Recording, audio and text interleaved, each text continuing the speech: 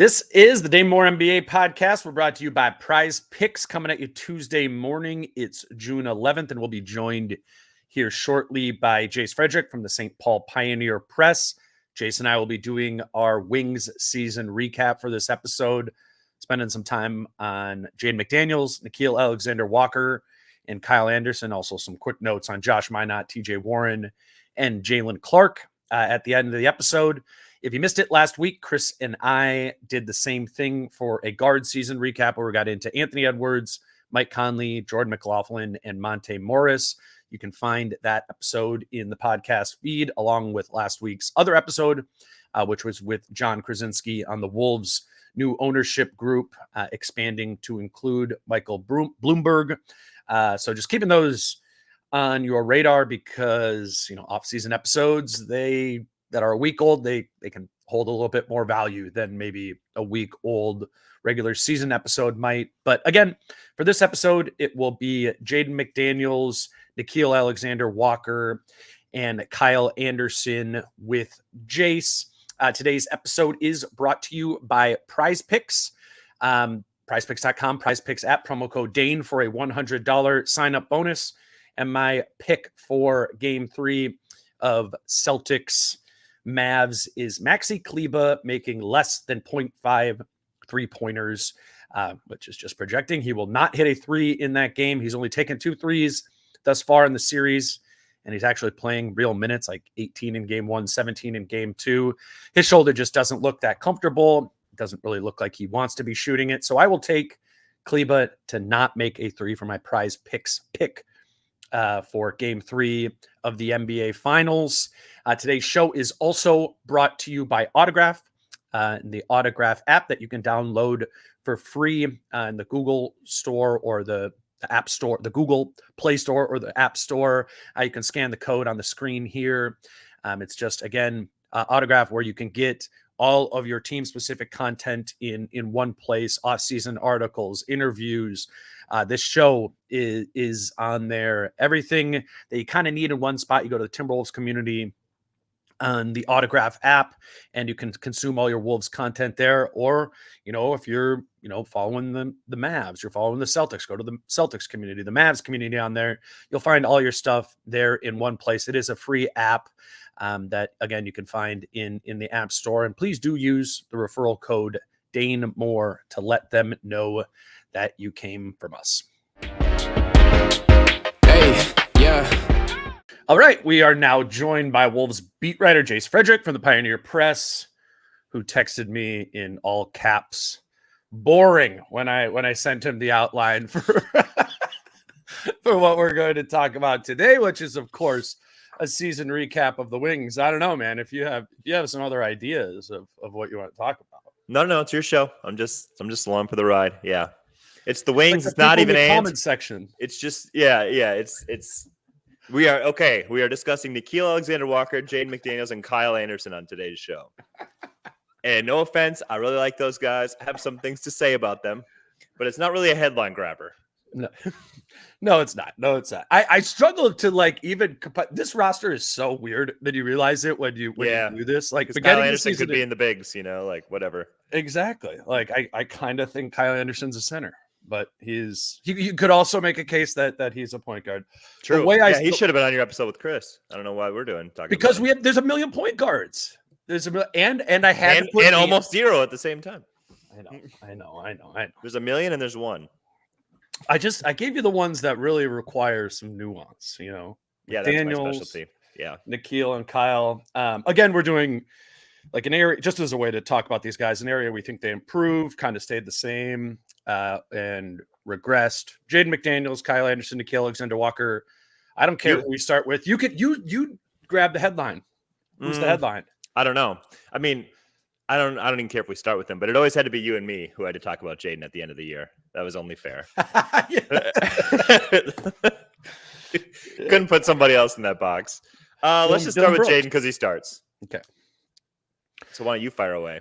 I picked the topic. You go. Yes, I can do that. I'll start by the counting stats. Jaden averaged 10.5 points per game, 3.1 rebounds, 1.4 assists.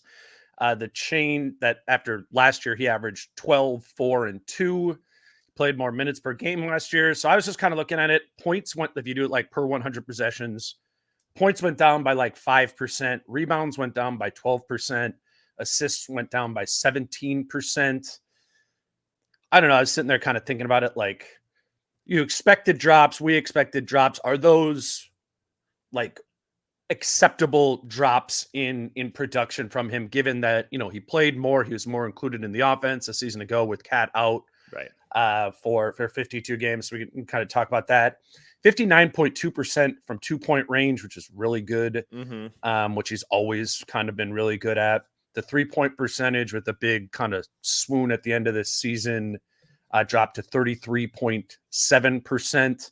After being 39.5% the year before. So those are just kind of the basic counting numbers there. I guess if I started, let's start with the 3-point shooting. I actually put it in as a plateau, not a regression for him. I understand the numbers drop there, but this is more maybe like my perception of what McDaniels is. Clearly. I didn't think that like 30. Yeah, right. I didn't think that like 39.5% was a great representation of like what we can bank on for shooting from him. I also don't think 33.7% is what I would bank on from Jaden again. But as I was going through that, I'm like, I just kind of think this is what the Jaden McDaniels shooting experience will be, whether it be season to season, month to month, maybe even, week to week, that there's just kind of some volatility baked into his 3-point shooting. So even though the numbers say he got worse, I think he's a, maybe B- level perimeter shooter, B, something like that. And yeah, but okay, that didn't really change to me. I mean, 33.7 is D. I mean, 33.7 on open looks is D. If not, like it's ranging on. I would say it's a solid D. For they're not all looks that open, he was getting.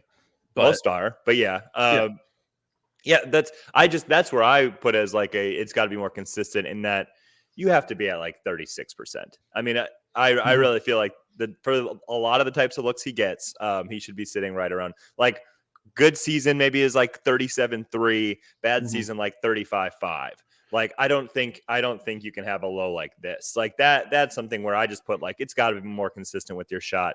It can't be like for a month you can't hit anything and you look like Derek Jones Jr. out there like in the finals right now. And then for another month, like you're scorching the nets. It can't be like the playoffs where there's for parts of the Phoenix series, second half of the Phoenix series, and then the Denver series, it's like this guy can't hit anything. And then the end of the Denver series, and even in the West Finals, it's like, oh yeah, he's a real threat out there. Like some form of consistency. I get there'll be highs and lows. Even good shooters have volatility, but over the course of a season, I just think the range of outcomes cannot be as big as it was two years ago to this year. Like at some point, there's got to be your worst shooting season for me has got to be above 35%.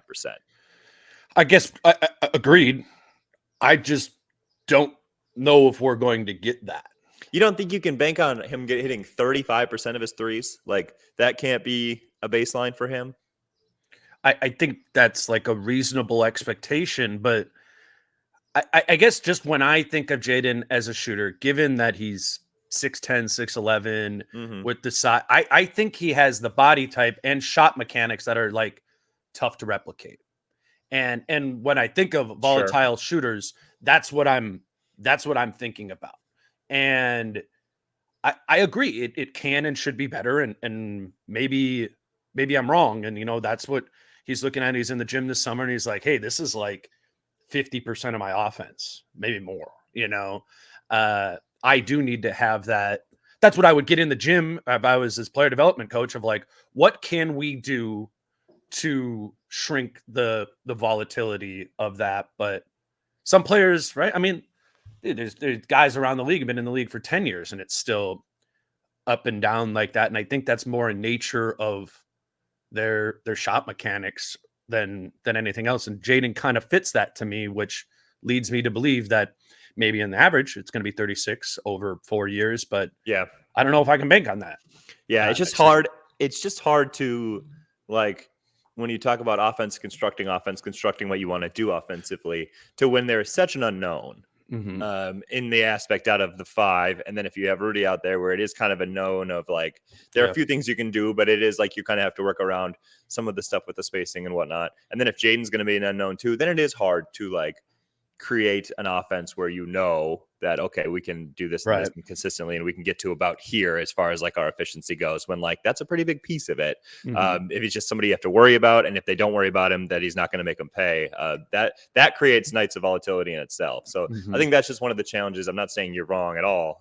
You might be very much right. It's just then that is kind of a long-term problem then for Minnesota's offense. Yeah, it makes you think about, all right, do we need to have different lineup combinations? Do you want Jaden and Rudy out there a lot together? I actually think Jaden does a pretty good job of like finding Rudy on drop off. So I'm not necessarily suggesting that. Just not a high frequency play, but yeah. Yeah. So that's why, I mean, when I think we, or more importantly, the coaching staff and front office are in like, roster construction mode, and you're thinking about some of these things.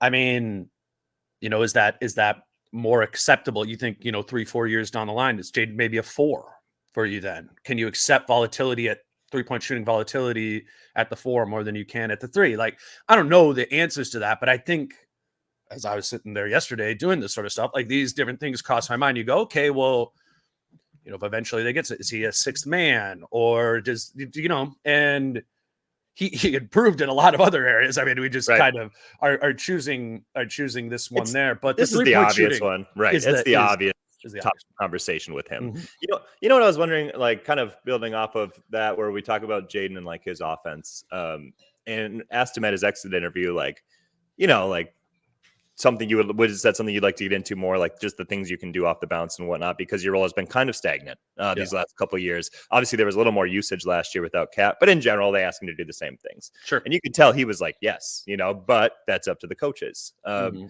There's so much need for like extra perimeter playmaking on this team. And so often that just falls on the shoulders of Ant and Mike, and people are like, hey, you need to add that.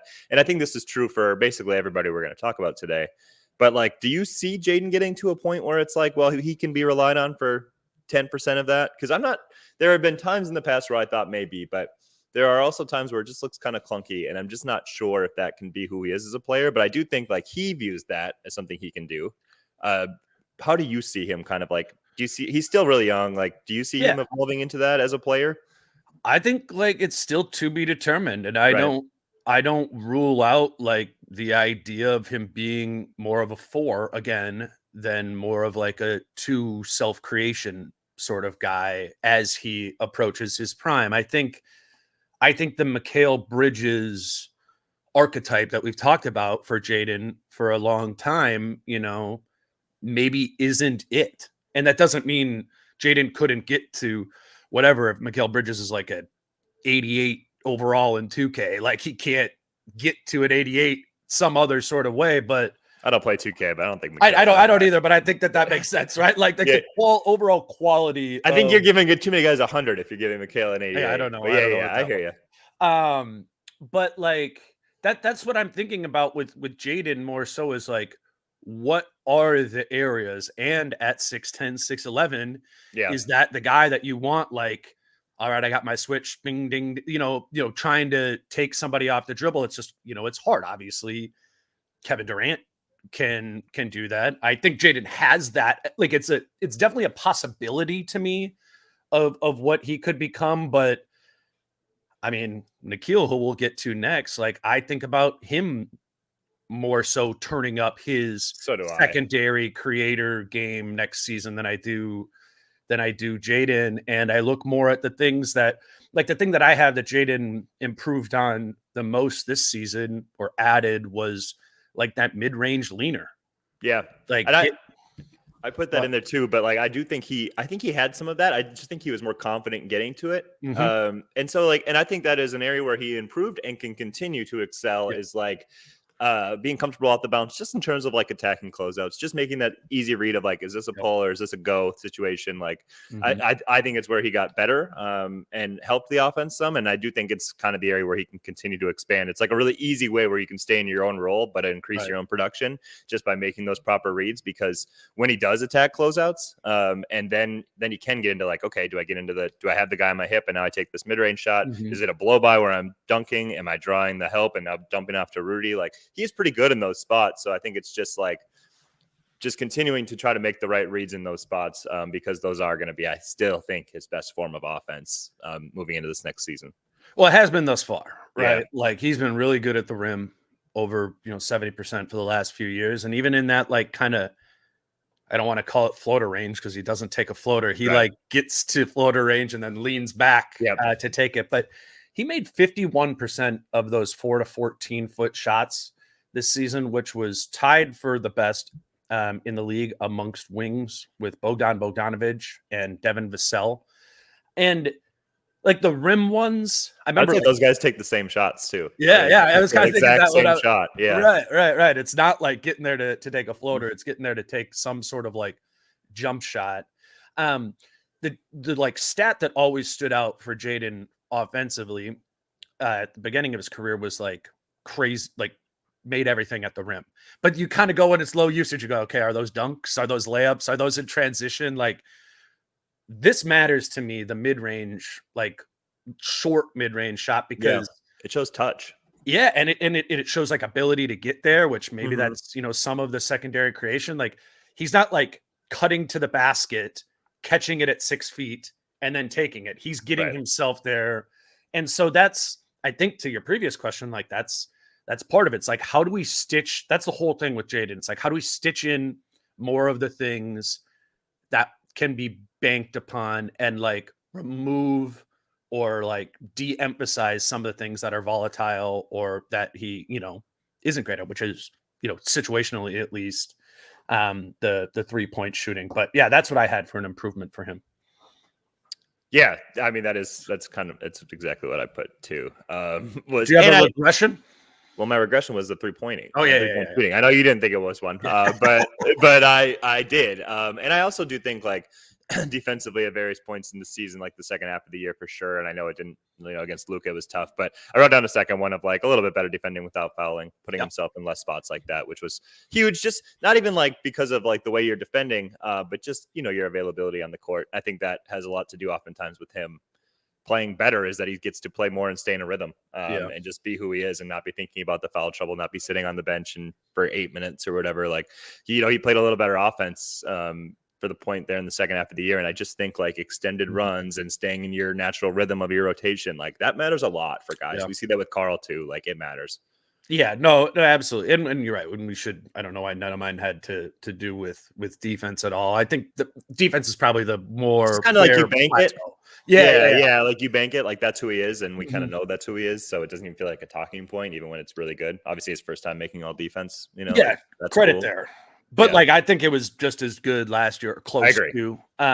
Like the defensive estimated plus minus a year ago was 92nd percentile. This year it was 90th percentile. I mean, that's special. And Jaden is special there. I think we saw more of other ways that he could be helpful on defense this season, like when he wasn't on the ball, often in the playoffs when they put Ant on Jamal Murray. Like, okay, here's Jaden at the rim now as a secondary rim protector. I do think really good. Yeah. His defense is growing. That perimeter part is just like, okay, that's really good. And to your point, like the only thing we really had there was, can you do it? Can you do it without fouling? The one other thing I had, I don't know if this was like a regression, but just, I don't know. I don't really think 22-year-olds can 23 can really regress. It's more like, can you take advantage of the situations that are presented against you, or like, do they hold you back? And I thought at the end of the season, he actually did a better job of like just finding random ways to include himself in the offense. Some of those attacks from the corner.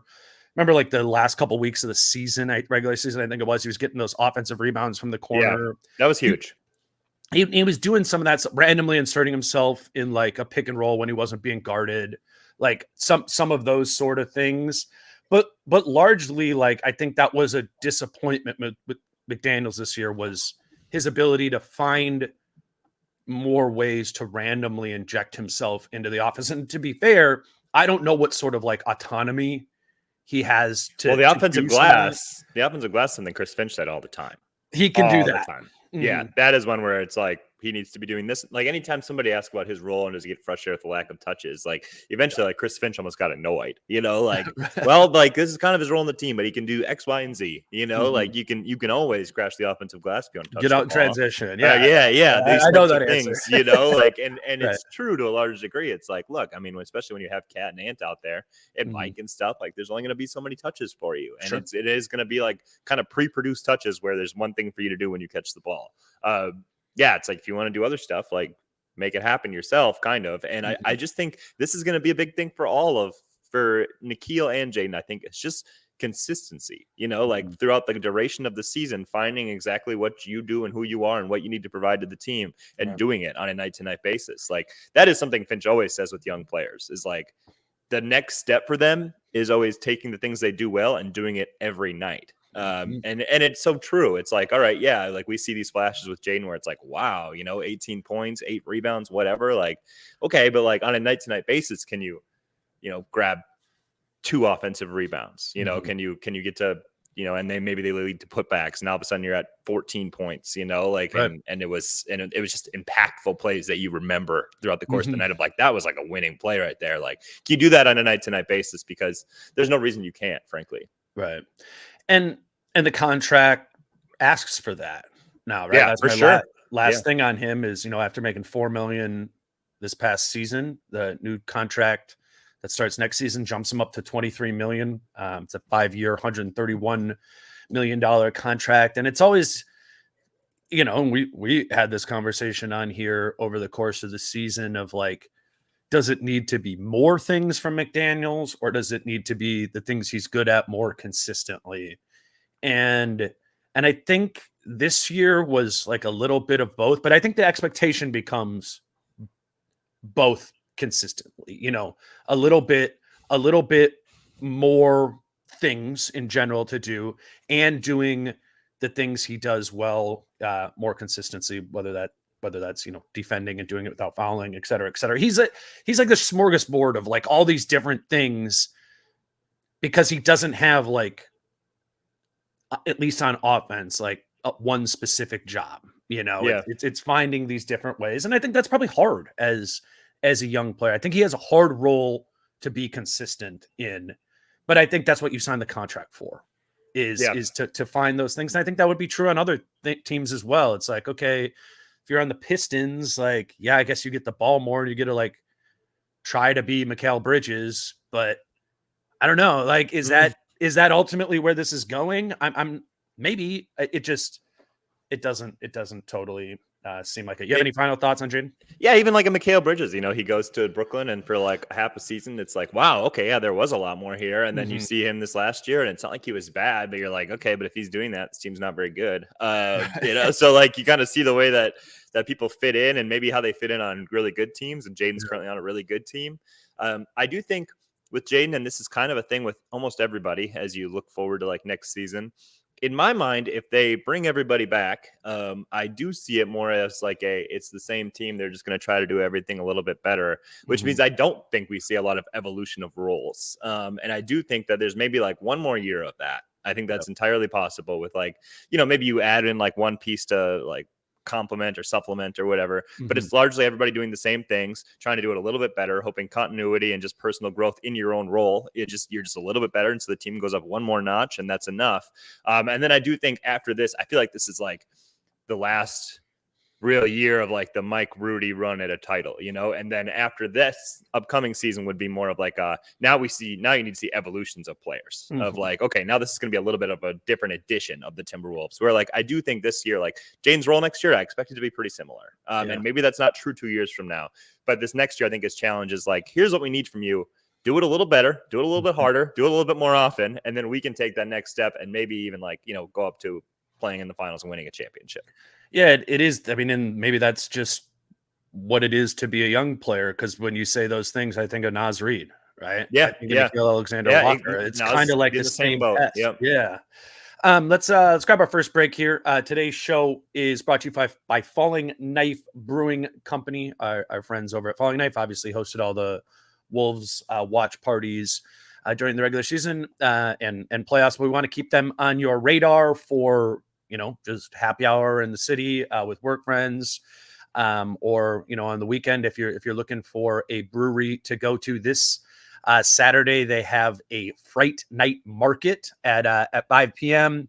It's like vendors selling horror memorabilia, VHS tapes, vinyl records, vintage books, that sort of thing. Just they have Falling Night as a bunch of different fun sort of random things every weekend there. You can go to Falling Knife BC on Instagram to see the schedule that I have up on the screen every week. But as always, if you're considering a brewery in Minneapolis, we'd love for you to consider Falling Knife Brewing Company. Today's show is also brought to you by Supreme Lending and the Dream Team at Supreme Lending and Ben Coulter. They are in Edina, Minnesota, over 20 years experience in the business. Ben knows how to score big when it comes to mortgage deals. The Mortgage Dream Team, you can see up here on the screen, offers a deep playbook of things to help you with the 8-day close. You can close your loan in as fast as 8 days for a leg up on the competition. $25,000 close on time guarantee. They guarantee your deal closes on time. The Minnesota Housing Program gives up to $18,000 in down payment or closing cost assistance. If you mention T-Wolves Special, you may be eligible for your first year at 1% below your note rate. And how you can get in touch with them, there's a QR code on the screen here. You can scan that. You can go to twolvesmortgages.com, or you can call Ben today at 612-268-5454. Again, that's twolvesmortgages.com, or call 612-268-5454. All right, Jace, let's move over to Nickiel. Yeah. Okay. What did I have? You want to do one of yours counting first? stats? Oh, yeah. Let me do counting stats. Good job. Average 8 points, 2 boards, 2.5 assists this season in 23 minutes per game, after averaging 5.9, 1.8, and 1.4 in 15.5 minutes per game with the Wolves last year after coming over coming over at the deadline last year. Kind of hard to compare those numbers. You just kind of always look at like the per 36 or per 100 possessions, as that kind of like normalizes for it. It's funny. You look at his and they're like the lowest of his career, but you're like, well, that's because now you're a garbage team. Yeah, right, yeah, 100%. Exactly. So I mean, I have real, nothing bad to say about Nickiel's stats this year. Is his best 3-point shooting season of his career. He made 44% of his corner threes, 35% from above the break. But it was also his best 2-point shooting season. I didn't realize that until looking this up. Massive leap from the beginning of his career. That's where he really struggled, was being able to get to the basket. A lot of the Jaden stuff we were talking about, what does it look like when I get into 8 feet? How do I finish? Nickiel was bottom of the league first 3 years, and finishing at the rim, finishing in that floater range. I thought that makes sense too, though, right? I mean, when you play on better teams, you're not in any way, shape, or form the focus of attention. So defenses are shifted against other ways, and you probably just have more free passes or far less contested. Where if you're on a bad team and you're driving, it's well, take this guy away because they don't have anybody else.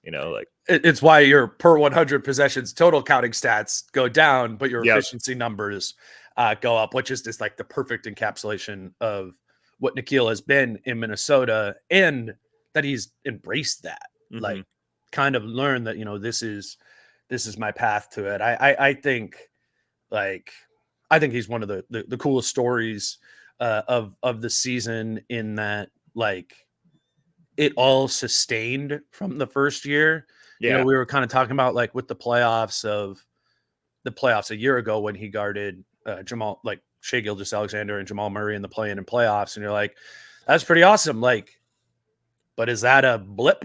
And that, I think that was somewhat of an open question, but Nickiel sustained that for a whole season and was terrific defensively. One of my favorite just players to watch defend in the entire NBA. Yeah, it just plays like such a high motor and such an attention to detail, and like always looking for an opportunity to make an impact on that end of the court. Like just Love the that. number of times where like the Wolves were in the middle of like a run, and the climax of that run was like Nickiel busting up a play and getting a steal, and then like throwing it up to somebody. I had somebody for a dunk was Yeah. like that. Like then target center would light on fire as the Wolves would go up 18 or something. Like he was always involved in those types of plays. Like, I mean, you couldn't like no dribble handoff was safe if Nickiel was in there, you know, I like like that. that type of stuff. And that I honestly like it's boring, but I did write down like as this progression of like sustained defensive excellence because Yeah. like you said, it was totally like that was great. But I think even I had questions of like, but can you do that all season? Can you do that for like, can anybody play with that type of way? Yeah, for a because I regular mean, season? remember when he signed his contract last summer. Yeah. And we came on here, we were like, what? 2 Yeah. years, $9 million for him? Yeah. And we're like, why is We that? were right about that. We thought it would sustain for him, but Yeah. I think the reason why he signed such a small contract was because people are like, okay, that was great, but it was 15 games or whatever, Or they didn't even watch it. Yeah, or they did. that was also our theory there. But there is something to be said. That's what I had as my plateau for him, even though that's a good thing. But like the perimeter defense was awesome. Yeah. Before, remained awesome after the fact. I mean, dude, he's 98th percentile in defensive estimated plus minus. Like that's nuts. That and people, you can like roll your eyes at these numbers like what does that mean, Dane? Well, here are the other guys who are 98th percentile: Jalen Suggs, Draymond Green, Victor Wembanyama. Yep. And so you can go like, okay, Nickiel's like, which one doesn't belong here? But I think a lot of people on here did watch the majority of the Wolves games and go, no, that makes sense to me. Like it is a huge impact whenever I watch him play. Just like when I turn on a random Magic game, I go, wow, Jalen Suggs is making it hell for the opposing point guard, or obviously Wembanyama, or you see what Draymond does in coverage. Like he really is like, I don't want to say he's as special of a defender as Draymond Green and Victor Wembanyama, who have been defensive players of the year. But in terms of impact, man, he is up there. Again, in many different ways defensively, but first and foremost by giving a shit about it. Every possession is huge. And just dialing in, like it's not just effort is a massive part of defense, but like he like really dials into it of like, here's what my guy's trying to do. Here's what they're trying to do. I'm trying to take this away because this is what they like to get to on this. And that's why you like bust up so many things, because you know what's coming. You have a firm grasp of what's coming. You've thought about how you can take it away, and then you execute it. This is, this way better than I do. What would be the logistics of extending Nickiel this offseason? So I think you can extend. Well, let me just pull this up here. Can you extend it? It doesn't say extension eligible. So I think, I think it would have to be a new deal type thing. Well, I'm pretty sure because he only signed a 2-year contract that you can't get an extension after one. If it would have been like 3 years and there was 1 year left, then I think you can extend off of that. I have Spotrac up here because I was looking at some of it before, but it doesn't say extension eligible on him. So I think that is just which his contract is that 2 years, $9 million was 4.7 this season, 4.3 this coming season. I think you just kind of are riding that out, and then that just becomes the question of 12 months from now. What does your cap situation look like? Because he's looking at a $10-12 million raise, right? I mean, he's at least a full mid-level guy, I would assume. Yeah, yes, absolutely. A year from now, and I think there's more room to grow, but I don't think they can offer him an extension this summer. I'll correct that later. If I figure that makes sense. I was just thinking like this would be an opportunity for Minnesota to at least ride out what was a rough finish in the playoffs and be like, could we at least capitalize that on any thought of like perceived diminished value on their end? But obviously not.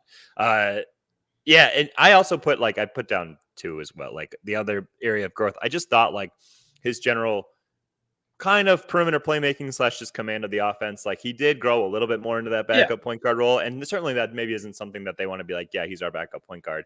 But But What he do you think definitely on that? What do you think? I think he grew a lot more comfortable in the pick and roll and whatnot, both in playmaking and then in scoring. Like just a few times where I saw him like, hey, 2 dribbles off the bounce, they went under. I'm knocking down this jumper. Like when he was comfortable and when he was confident, and confident will also be one of my kind of detractions just on how the year ended. But when he was comfortable and confident in what he was doing, like he looked like a pretty dynamic ball handler who kind of had all options available to him, and which kind of opened up the offense as well. I thought it was pretty good growth for him, and I thought that was like, oh, this becomes a really intriguing player with just the percentage at which he knocked down 3-point shots, and like in that Phoenix series at points, it was like, wow, like this guy can pretty much do anything off the bounce. Like, and obviously a big part of that, like you said, consistency. How often can you do that? How often is it not just a 2-game little spurt here? And but like it's something to build off of. Where with a still young player, where that's very intriguing to me. Yeah, no, I think like what I put down is like if Nickiel continues to like blow up, in terms of his value or quality of player that he is, it's because he keeps growing in his ability to not only play make but finish. You know, getting downhill, being able to find a pass without turning it over. That was a big issue for him early in his career. Really high turnovers, just kind of would get in by the trees and struggle to finish, right? Or when you pass, would turn it over. Again, 63% at the rim, 44% from floater range. Those are like pretty average numbers, but that's a growth for him there. I was like trying to even think of anything that like got worse. So I literally had to like go to stats, but I think this one makes sense. The frequency he got to the free throw line was like none. 35 wings, 35 wings played 1,500 plus minutes last season. And of those 35 wings, only Dante DiVincenzo, Kevin Huerter, and Duncan Robinson got to the free throw line less. Like that has to be part of just catch and shoot players. I mean, almost and so that's what Nickiel is basically at this point. Or like you said, all right, this is a pick and roll. There's no help. They're staying home on the shooters. I have room to sprint dribble all the way to the basket or step into like a mid range. Like, okay, cool. He added that. That's new. You know, what's next? Am I navigating a help defender? Am I getting through this? Am I finding a guy in the corner? Like his offense, I think by like self-selection became super basic, which I think was the pinch point of like, hey, Nickiel, these 8 things, that's it. Don't worry. We'll get to the next chapter next season. I think this is the next chapter is more offensive impact other than just being a catch and shoot 3-point shooter, because again, really good 3-point shooting season. I kind of put him in the same boat as Jaden. I do think there's some variance there. Like he could regress next season, and that wouldn't be a big surprise to me. Yeah, exactly. And I think actually we saw that in the West Finals. I mean, you know, like it can go up and down. It's not like you look at those mechanics and you're like, that's pure, baby. Right, exactly. Like I was like, that's terrible, and I've been wrong about that. Like he has found a way to be consistent with funky mechanics, which allowed him to have a good 3-point shooting season. I do think there is like the West Finals or maybe like November next year. What does it look like if it's like, all right, I made 28% of them this month. What does that do for confidence? What are other ways I can help offensively there? And I just think like he's kind of like a smaller guy. Yeah. But like he has athleticism, flexibility. Like I think there's and length. Yeah, like a finishing package that he could have around there, drawing some fouls, whatever it might be. So I guess that's like a regression. Didn't get to the free throw line, but I think that was probably just like the job he was asked to do. Like those other, white shooters like that, right? Like that's he's playing the role of like just catch and shoot guy, and his stats mirror that. I think Nickiel has more than that in his game, and I think that's kind of like the next step for him. Again, the contract is what it is. 4.7 this season, it'll be 4.3 next season. It's declining. Free agent after 2025. That's all I got on Nickiel, unless you got anything else. I got a lot more. I think he's the confidence thing has got to. It's always been kind of a battle for him. I think confidence in his own game. Sure. And we saw that, I think, again in the playoffs. Like the second that, like especially in that West Finals, like when Kyrie Irving would hit a tough shot over him, it looked like Nickiel just like was like he would just like melt, like just out of frustration of like he knocked that down, and it immediately transferred. It's like you did like, hey, like that was a tough shot and he hit it over you. And I just think we saw it transfer over to offense of like almost like pressing sometimes, taking some shots where I was like, that's not a good look. Like almost trying to compensate for like, well, I'm not getting stopped, so I'm going to do something here. And he's taking himself out of his own offensive rhythm. So like, I think that can come from experience too. Like, and just like being on that stage and it's not going great for you. And then it just kind of leads to a decline. But like, confidence is always going to be a big thing for him, I think, and where he's at just in terms of like headspace within the game. Just trying to stay level as much as physically possible. Because there will be certain matchups and whatnot where it's like you can't get as into somebody as you like defensively, like a Kyrie, where otherwise he can kind of eat that up because he's really quick off the bounce. Like, so be solid. He's going to score some. That's fine. That doesn't mean you're having a bad game, and just stay within yourself. But then I also do think, like you talked about, kind of moving off of that, you talked about him like expanding his package. I do think that's something that comes down to like Chris Finch and the coaching staff too, of maybe like giving him more air to breathe in that sense, in this upcoming season of like, hey, Nickiel, like do some more playmaking, do some of this stuff, like experiment here. Like we want you to be more aggressive here. And like, maybe we win 2 less games because of it. But guess what? By the playoffs, like you are a more certified playmaker that we can rely on because you've done it more in the regular season. Yeah, just like he's the second unit guy.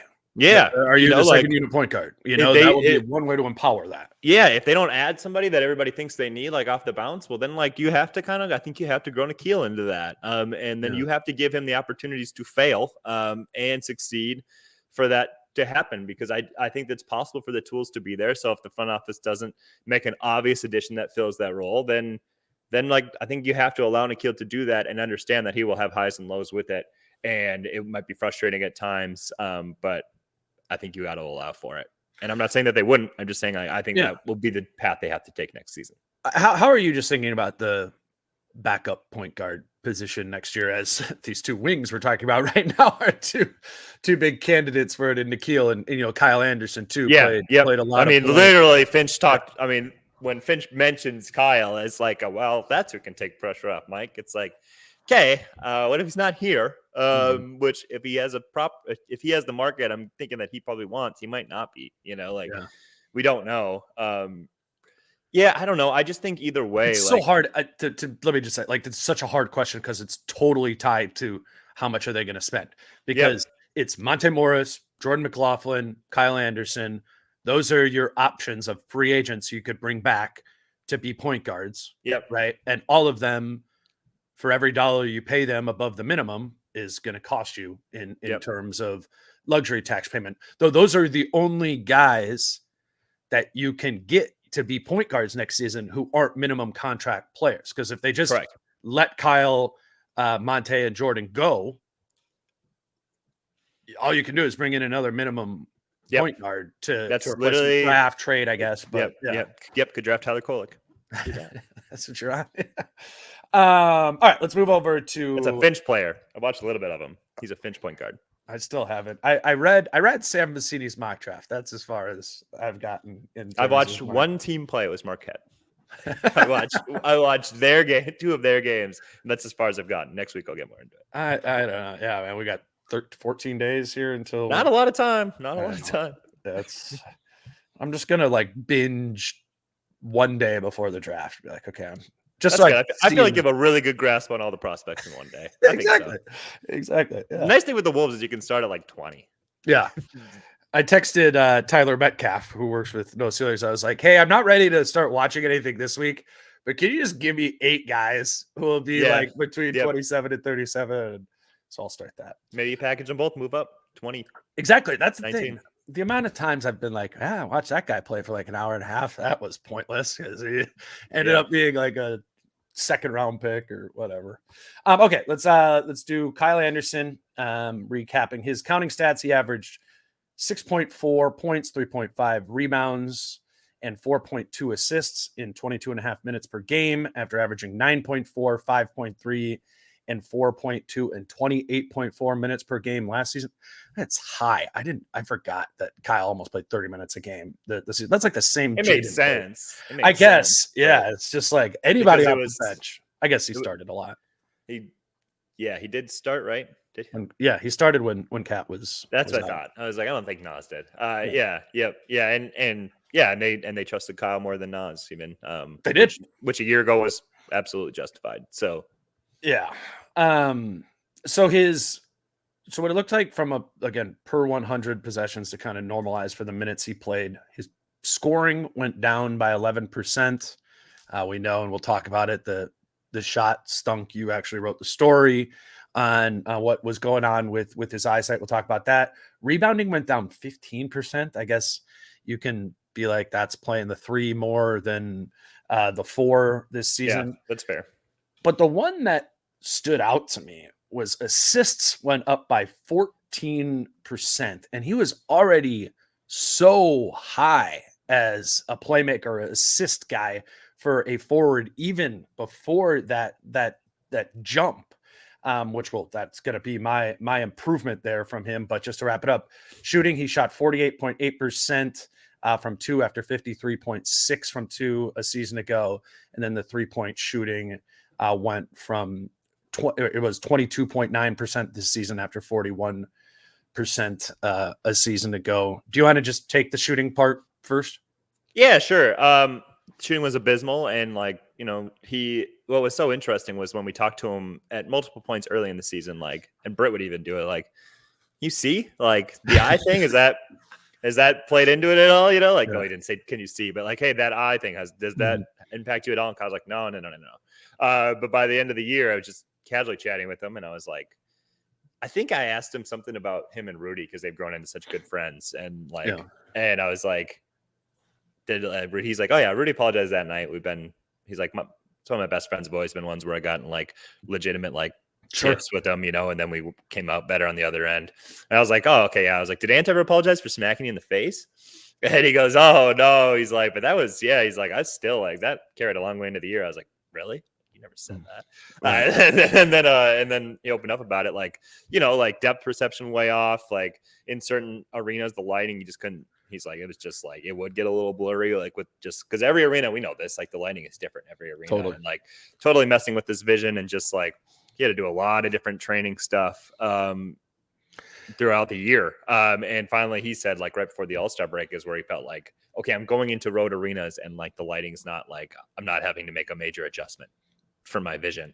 So I was wondering when I was reading that, was that was the eye healing? Do you know? Do you know if that's what it was, or is it I think it was acclimating to the new normal? He talked a lot about these eye essentially kind of workouts you're doing with your eye. So it's almost maybe a re-strengthening. Okay. Was kind of how I perceived it. That it was a therapy, if you tear your ACL, get it repaired, and you don't do any of the necessary PT, it's fixed. Yeah. But it's not strong. That was kind of how I always perceived it, was with the eye. Okay. They re-strengthened it kind of. That was how, when he was discussing it, that was how I read it. Doing the necessary training to get it to where it needed to be. It was funny when he references to you in one of his quotes about how in San Antonio at the beginning of the season he couldn't see because the lighting was. It was one of those playing or. Yeah. It was in season tournament. The court is. I'm like, I can't see either. Yeah, I don't know what's going on. That you put that clip in there. I'm like, he references play. He's literally I had one to Nas where I just missed him. And I was like, oh, okay, perfect. I'll just look up turnovers from that game, and as soon as I pull up the clip, I'm like, oh god, it was this court. And the pass was definitely it wasn't even Nas was never really working Kyle threw the ball. It was just a kind of a guess. But yeah, that court was brutal. Blue all over the court, basically a blue court with a bunch of other colors mixed in too. Good. Watching it, you can barely tell where the players are on the court when you're watching on the screen. But yeah, the other little things, he obviously not being able to have an off season because of the eye thing, and then he goes right into playing with Team China. And then and actually this matters a lot too. His shooting coach, who played a big part in his success, died last June. So you don't even get to work with him when you come back, and not to mention, I'm sure there's a little bit of personal stuff there where that's hard as well. Sure. So definitely an off season of turbulence in a number of different ways for Kyle. I definitely think he's looking at this as he said it. He's people know this is not the player I am. I think he's kind of throwing this year out. Yeah, this sucked. It was bad circumstances. And I think I got too close to where I am at the end of the year. But even he said, we're talking to him. He's like, I'm like, do you feel like you're back now? He's like, no. He's like, I'm going to work on my shooting. I'm going to get it back on track this offseason and then be back to the player that I am. we got so used to what this version of Kyle Anderson was this season, right? Just because you watch all those 82 games, you almost like kind of forget about what it was. And just kind of like looking at like the shot chart and some of the numbers and stuff like that, it was like he was still taking a lot of the same shots. Like even like the 3-point volume when he hit 41% a year ago, like it wasn't really high. I mean, he went down a little bit because he stopped, but like it's always been the middle of the floor is where he generates, you know, his offense. And so I was looking at it like, again, the season before pre eye injury, he shot 43% of his shots from floater range, which is like an insane amount. Like think about it. You shoot half your shots are floaters. And in the NBA, all rotation players, again, last season, Kyle Anderson was 43%. The highest was Bam Adebayo, took 49% of his shots. It literally took half of his shots. But then you go to this season, again, Kyle Anderson was 43% of his shots last year. This season, he shot 58% of his shots from floater range, 4 to 14 feet around the basket. And the next highest player in the NBA was Bam Adebayo at 47%. So to me, what that says is like overcorrection, maybe necessary correction, given that he couldn't see from other places or whatever.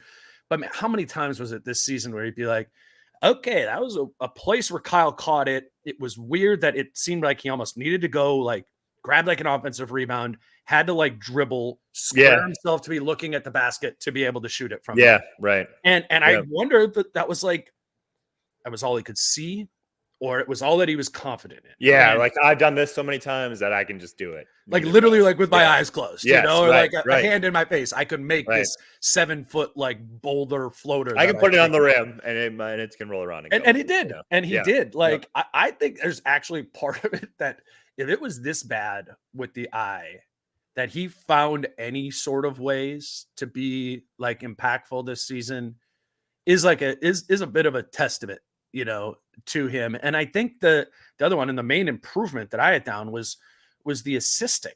Like that again makes sense. Okay, I can't shoot the three anymore. Can't really see as well. I'm going to take floaters, which I know how to do, and then I'm going to become a playmaker. Those assisting numbers jumped 2 years ago, and they jumped even higher. I looked up between bigs and forwards. These are the only players in the whole NBA who had a higher assist rate than Kyle Anderson. The percentage of baskets that were scored when they were on the floor that he assisted on: Nikola Jokic, LeBron James, Domantas Sabonis, Giannis Antetokounmpo, Kelly Olynyk, and Kyle Anderson. He is like the most prolific bench passing forward in the NBA. Not even, you know, it's not even close. And he's up there with, you know, with some of the best in the league there. I think that one, that's just a skill. Two, it's something I think he leaned into this season because of the eye. Yeah, I 100% agree. And it was like, and that is kind of why I think Chris Finch, even at his worst days, would never go away from Kyle Anderson, as he's like, well, he generates good offense for us. Yeah. Even literally when he's not shooting himself, like literally we're playing like 4-on-5, but he's at least got the ball and like making the right reads. And if everybody else actually played right around him, he would be even more effective. You know, like proper cutting and spacing and all of that around him, then he would be really dynamic. So I think it was a thing where like a lot of times they would end up, it'd be like, how is this unit going to do anything? And there would be some nights where it was like, this unit didn't do anything, but other times it was like, well, they just scored 3 straight times. Like, how did they do that? And it was like, well, Kyle maybe hit one of those 6-footers, but then also like Kyle found an open shooter. Kyle, I mean, it's game 4, right? Like, I mean, it's game 4 against Dallas. Yeah. And there were little segments like that and lineups where you'd be like, this team, this unit, these 5 can't score. And they did. And I think at one point in the playoffs, that unit had some success, and Finch is like, yeah, we like that one. We've been to it a lot all season, you know, like almost like calling out when like the few times where it doesn't succeed, people are like, why are you playing those 5? He's like, we always play those 5. I did that hand raise. Yeah, right. You know, and it is like Kyle can kind of carry units offensively because he kind of can create just with his vision. No pun intended there. But actually, right. And then also I thought his on-ball defense was even better this year at various points. I don't know what he was like in terms of his DEPM there versus last year, but so I have that 92nd percentile this season. Wow. Yeah. And So that's again, above Jaden too. Like I know Jaden's higher volume and more difficult assignments, but like yeah, Jaden was 90th, Kyle was 92nd. And I think this is a huge part of the case for bringing Kyle Anderson back. It's to remember how bankable the quality of his defense is. So 92nd percentile, the other players who were there were Jared Vanderbilt, Derek Jones Jr., Giannis Antetokounmpo, Chet Holmgren, Anthony Davis, they're 93rd percentile, Evan Mobley, Herb Jones, they're 94th percentile. These are the best, in the league. And again, and you can go, oh, I don't trust that stat, Dane, or whatever. What I would say is look at the history of Kyle Anderson. He was 94th percentile a year ago with the Wolves. Before that, his 4 years in Memphis, 77th, 93rd, 83rd, 91st. Then his 4 years in San Antonio, 96th, 86th, and as a rookie, 52nd. So in terms of impact measurement defensively, Kyle Anderson is going, what is that? That's 10 years. Like 10 years where he has been extremely impactful in terms of what he does defensively. And, it will cause problems, his shooting, probably, even if the vision's all the way backward. We're not banking on 41% coming back for that. I think, That again, it's part like is can so you get to 36? bankable. Can you get to 36?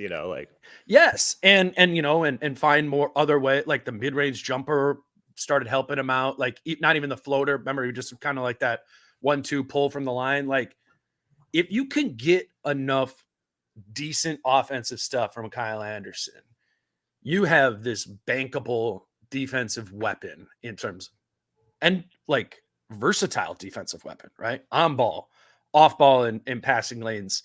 Like not the most athletic guy, gets up and defends the rim. Yeah. Long. Like he is, I don't know. Isn't afraid to press up on you either, even with not being like we talk about like quickness in general or whatever. Like we'll press up on you knowing that you won't get around his length, basically. Right. Yeah. Oops. Frozen here a little bit. Can you still hear me over there? Yeah. Go ahead. I'm sure you'll probably talk more about like his free agency as that time of year approaches, but like it will be. I honestly think like Chris Finch is going to be such an advocate in his corner of like, hey, look, we need to pay this guy, and that's probably like a conversation with ownership as much as Tim Connolly. I'm sure Tim Connolly would be like, yeah, sure, at this number or whatever, but like, and you need like kind of sign off from whoever it is above. But like. Like I do think there's a lot too. Like when the head coach is like, well, what are you guys going to do to take load off Mike Conley? Well, Kyle Anderson.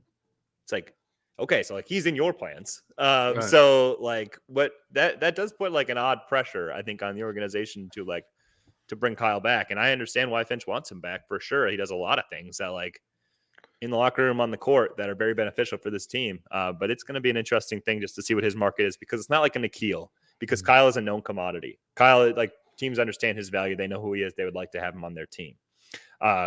So like, I wouldn't be surprised at all if like somebody who misses out on other mid-level targets or something like that is like, well, we can use a piece of our mid-level on Kyle here. That kind of thing. Well, and that's what the Wolves did when they signed him 2 years ago. It was like 90% of the mid-level. He signed the 2-year, $18 million contract, made $9.3 million last season. So I think like, he didn't have a great final year in Memphis, and he got that. Right. He didn't have a great final year in Minnesota.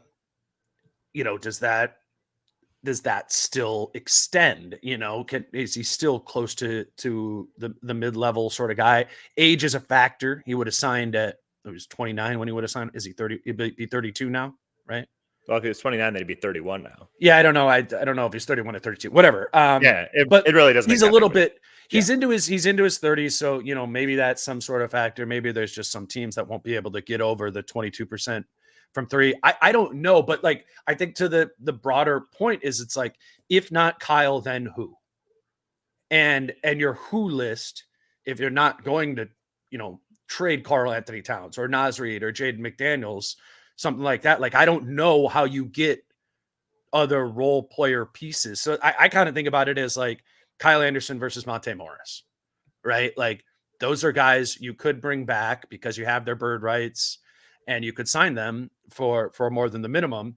ultimately it comes down to the luxury tax, how much they want to pay there. But I'd take Kyle Anderson over Monte Morris, pretty easily, even though Monte is a much more consistent shooter, along those lines. But yeah, like you said, we'll talk about that more as free agency comes. Do you have anything else on Kyle? No, I think everybody in the organization would, for sure, like Chris Finch and whatnot, would take Kyle Anderson over Monte Morris. Like, no disrespect to Monte Morris, like Kyle Anderson's a better player. That just and I just don't even know like what those markets all are. Somewhere between the mid level and in the minimum, I would assume. Yep, I agree. And for Kyle, like Kyle should be looking at this like, hey, like I am 31 or 32. You're not checking that on the fly. This is probably like, if you can get like a 2-year decent deal here, like that's probably like it could very well be your last non-minimum pay. Exactly. Yeah. He's going to be riding minimums I think Kyle will play till he's like 37. His game would allow for that. For sure. Like there's like a Boris Diaw aspect to the whole thing where he can play for a while and still be effective because the game isn't that reliant on athleticism. My theory, man, Kyle Anderson, backup center in Denver, the non-Jokic minutes. There you go. I fixed it. I think that's the perfect late career Kyle Anderson arc for him. Last thing I have is just Josh Minott, TJ Warren, and Jaylen Clark. Minott, it's worth pointing out that he signed a 4-year contract when he was a second round pick. 4-year, $7 million contract, not $7 million a year, $7 million total. He is on the cheapest of the cheap deal. He'll be making $2 million this season. So there's not really any advantage to like cutting him. You would need to get another $2 million player. I mean, this is what they invested in. Yep. I think it's been hard for Minott to not play for 2 years, and he barely played in college. But that's kind of like the contract he signed for, the role they have for him. But Minott becomes relevant, right? If we start talking about, okay, if Kyle Anderson is gone, other people leave, he becomes, at least scraping on the fringe of that wing rotation next season. TJ Warren played in a few games when Cat was out. He's an unrestricted free agent. I mean, maybe anybody can fill out a roster, like that's right. That's about it. That's about where it used to he could be one of the minimum guys. What is this team gonna have 4 or 5 minimum players next year? Probably. Like I guess it could be TJ Warren, and then just with like Jaylen Clark, obviously he didn't play at all this season, coming back from his Achilles surgery, but he did sign a 2-year 2-way contract. Which means he's under contract on another 2-way for next season. Whereas like Daishen Nick signed a 1-year one, so he's a free agent. But Jaylen Clark will be back, and I think that pretty much sums up those wins. Jaylen, so after next year, will he be a restricted free agent? Is that how that works? And is what is like what's like the minimum somebody else can sign you for in that instance? Is it has to be a minimum NBA deal? Yeah, because you can match to a it's the Wolves like. Yeah, they're in a good position with Jaylen Clark if they like who he is to like keep him under for long term. Like, and right. they could sign him to a minimum deal like after next season, and be able to retain him there. They're in a good position to be in control, I guess, of that of him. Like, not many players sign a 2-year 2-way contract like that because it does put you under the control of your team for a long time. We saw Jordan McLaughlin. That happened. Exactly. It's still here, Yep. I mean, but it makes sense from Jaylen Clark's perspective too, of like, wasn't going to play at all, last season, now, basically a game for $500,000, whatever a 2-way got you to redshirt for last year. And now, and now he's back in the mix. I mean, that's an open question mark. I don't know. Right. I mean, he'll be the summer league guy, right? Yes, exactly. That will be the summer league guy that everybody's watching. Like we've seen Josh and Wendell play for a while. And I think we kind of just know. Well, we just kind of know like who they are. They like, I don't know if there's going to be some like Leonard Miller. Yeah, that's a really good one. Yeah, you're right. But yeah, Clark. I think even Finch said it on the radio again, like last week. Like they do view Clark as like almost like a first round pick they had this year. Of like, okay, you don't know how somebody's going to recover, and like if he's 100% the player he was at UCLA now, post recovery here, but like if he is, then like he is somebody who would have been a first round pick last year, right? Because National Defensive Player of the Year always gets that because it's very replicable at the next level and something you can kind of lean on. And those players are generally very good NBA players in those roles. So like, I think they do view that as like that's a chip we have, of like probably like mostly another defensive player. And certainly they have a lot of those, but like just another really good depth piece that they could potentially have on this team. Yeah. It's kind of been interesting how these last two drafts, that's like, they've done that with all of them, Minott was like, we thought he should have been a first round pick, fell to the middle of the second round, grabbed him, signed him to a 4-year contract. Leonard Miller, they trade up for because they had a first round grade on him. Yeah. Jaylen Clark, I don't think they had a first round grade on him, but if you wouldn't because of the injury, Achilles, it would have been. So it's kind of, I guess maybe that's just something for us to like note in our minds going into this draft in a couple weeks too, is like, that's an area that this front office like tries to get found money, is by taking the guys who have, lost some, which just makes perfect sense for a team in the Wolves position. You're good. Your salary cap is a mess. Cheap second round guys that you can commit to for multiple years. See if, you can develop something there. I like that, I like that strategy. And while we haven't seen anything really materialize from Minott, Miller, or Clark, like I would assume we get something from one of them over the next couple years, too. Right? Like, it is like if you re-sign Kyle Anderson or whatever and lived in that apron, it's hard to see that happening this year again. Like I said, like this could very well be a next year's team, the exact same team. You just hope it gets better. But if not, like if Kyle goes somewhere else, if his market demands that, then that is when there's like, okay, there's a little bit of an opening here for somebody. And it would make sense that you would want one of those guys to kind of fill into it. Though I think a lot of people Denver, man, right? Like think about how much they've needed some of those guys to still do, right? Yeah. They're basically like a year ahead of the Wolves in like Denver needs them to be 6, 7, 8, where Minnesota needs them to be 9, 10. So it's a little different. But it's going to get there. It's going to get there, man. It's definitely going to get there because Nickiel is going to be a free agent. Nas, like it's going to get there. I totally agree. Yeah, so at some point it's like, hey, if we could start any of that development now, that would be great. It is interesting with the draft this year, and I know we're probably wrap up here, but like you talked about that plan on like taking and you have 27 and 37, and that seems like two really good chances in what a lot of people kind of view as like a plateau draft where like a lot of these guys are the same. And I don't know how far that extends. I haven't read any of like, does that go through 45? But it is interesting. Like, do you take two shots on guys, or like I kind of mentioned earlier, like maybe they do fall in love with somebody at like who's in like that 18 to 20 range, and they're like, we could take 27 and 37, and that would almost certainly be enough to move into like 20th or something. Like if they fall in love with somebody that they think that's an answer for us at a position. That's a guy who we could play this next year. Because there are like older players where you might be like, he could help us right now. Guys that are older than Minott and Clark. Guys that maybe are even like might be older than Ant, and that's fine because then they immediately slot into like Ant's, window, quote unquote, or whatever. Yeah, it's probably about like you have to kind of map out what your free agency looks like, right? And like how many of the guys of your free agents between McLaughlin, Morris, Anderson are you bringing back? And if the answer is you're able, like, money's not a thing, like Bloomberg, you bring back Morris and Anderson, and then you only really need one spot or something like that, then maybe you do the trade up. But it could also make sense if you have 5, 6 empty roster spots, like, let's actually take 2 rookies, late first and early second, maybe trade in for another one. So I think the draft for them, you need to make your offseason plan first to sort of figure that out. But we will see on that.